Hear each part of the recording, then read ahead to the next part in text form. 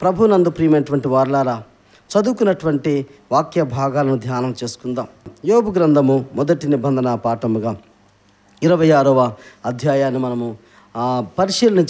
గమనించినట్లయితే యోబు ఎంత చక్కటి జ్ఞాన సంబంధమైనటువంటి ఆ విషయాలను తెలియచేస్తూ ఉన్నాడో ఈ అధ్యాయంలో రాయబడి ఉంది. శక్తి లేని వానికి సహాయమట, బలము లేని వానికి ఆయనే బాహువట, జ్ఞానము లేని వానికి ఆయనే ఆలోచనట.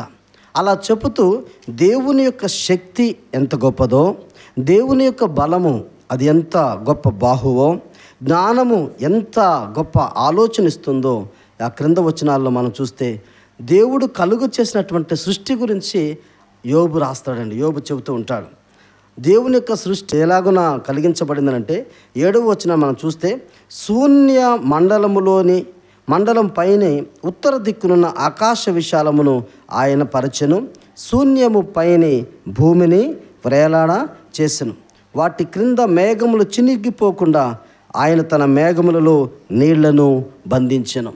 నిజంగా ఈ సృష్టి యొక్క గొప్పతనాన్ని, ఈ సృష్టిని కలిగించటంలో దేవుని యొక్క శక్తిని, బలమును, జ్ఞానాన్ని మనం ఇక్కడ గమనించగలం. చప్పట్లు కొట్టి దేవుని నామాన్ని మహిమపరచుదాం. యోబు గ్రంథములో సృష్టికి సంబంధించినటువంటి విషయాలను కానీ, జ్ఞాన సంబంధమైనటువంటి విషయాలను కానీ తెలుసుకోవాలంటే యోబు గ్రంథము మొదటి పుస్తకమర్రా.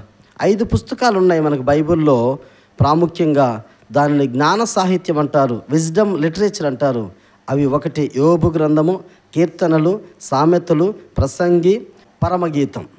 ఈ 5 పుస్తకాలు జ్ఞాన సాహిత్యం. బైబిల్ను చదవాలనుకుంటే ముందు ఈ 5 పుస్తకాలు చదవడానికి ప్రయత్నించండి. అందులో ప్రథమ పుస్తకం, మొదటి పుస్తకం యోబు గ్రంథం. యోబులో ఈ ఎంత చక్కటి జ్ఞానాన్ని చెబుతున్నాడంటే సైన్స్కి కూడా, సైన్సే టాప్ అనుకుంటున్నాం కదా మనం, సైన్స్కు కూడా అందనటువంటి గొప్ప సంగతులను దేవుడు బైబిల్లో రాయించాడు. ఆయన దేవునికి స్తోత్రం, హల్లెలూయా. ఆయన ఏం చెప్తున్నాడో తెలిసిన, దేవుడట శూన్యము పైన భూమిని వ్రేలాడ తీశాడట.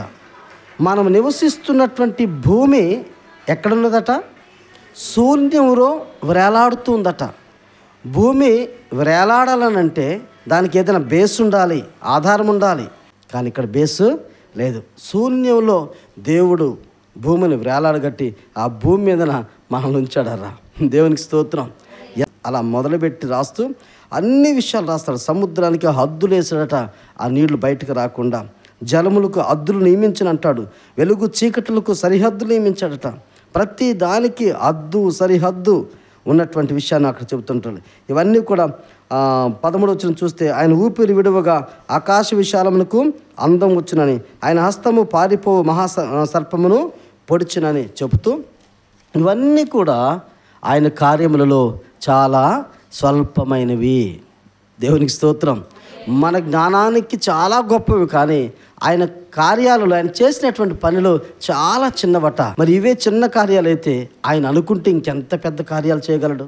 అందుకంటే ఆయన అక్కడ రాయబడిన మాట ఏంటి? శక్తి లేనటువంటి వారికి సహాయకుడట, బలము లేనటువంటి వారికి బాహువట, జ్ఞానము లేనటువంటి వారికి ఆలోచనట.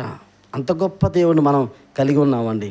ఆ వాక్య భాగాన్ని ద్వారా మనం గమనించవలసినటువంటి సారాంశం. ఇక చదువుకున్నటువంటి 2వ నిబంధన పాఠాన్ని మనం ధ్యానం చేసినట్లయితే, పరిశుద్ధులైన మార్కు రాసిన సువార్త 11వ అధ్యాయము 11వ వచనం నుండి 14వ వచనం వరకు చదవగా మనం విన్నాం.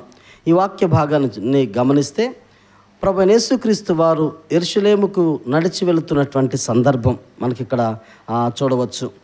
ఆయనతో పాటు 12 మంది శిష్యులు కూడా వెళుతున్నారు. వెళుతున్నటువంటి సమయంలో ఆయన ఆకలి వేసిందట.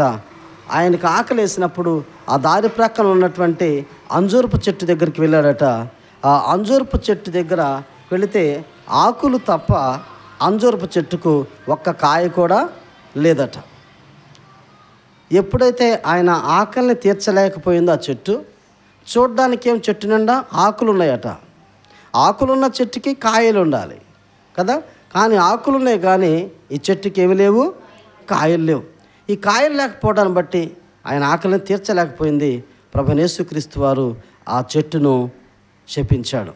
కానీ ఇక్కడ ఒక చిన్న ట్విస్ట్ ఉంది. అది అంజూరపు పండ్ల కాలము కాదు. కాలం కాని కాలంలో పళ్ళు ఎట్లా కాస్తాయి? మన దగ్గర ప్రక్కన మామిడి చెట్టు ఉంది, ఎప్పుడు కాసిద్ది? సీజన్ రావాలి. అన్ సీజన్లో కాయమంటే కాసిద్దా? వచ్చి చెట్టు చూసి కాయలు లేవని చెప్పేసి శపిస్తే కుదిరిద్దా? మరి ఎందుకు యేసు ప్రభు వారు అంజూరపు చెట్టును శపించాడు? హోలీ వీక్లో వింటాం ఆ వాక్యాన్ని. హోలీ వీక్లో ఫలించని అంజూరపు చెట్టు అని ఒక అంశం ఉంటుంది.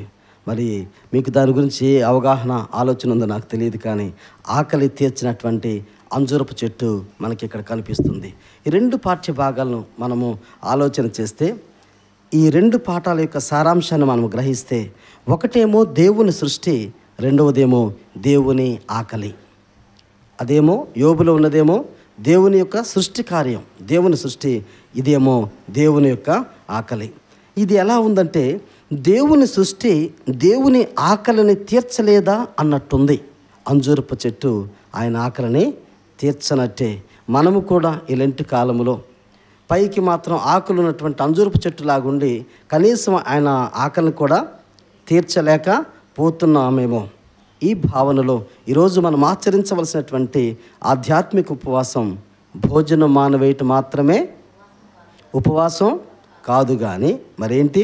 ఆయన ఆకలిని తీర్చడమే ఉపవాసం. దేవునికి స్తోత్రం. ఒకటి, దేవునికి నీ పట్ల ఉన్నటువంటి ఆకలి ఏంటి? రెండు, నీ ఆహారాన్ని ఆకలి ఉన్నటువంటి వారి ఆకలిని తీర్చేదై ఉండాలి. అప్పుడే మనము ఆయన ఆకలిని తీర్చినటువంటి వారం అవుతాం.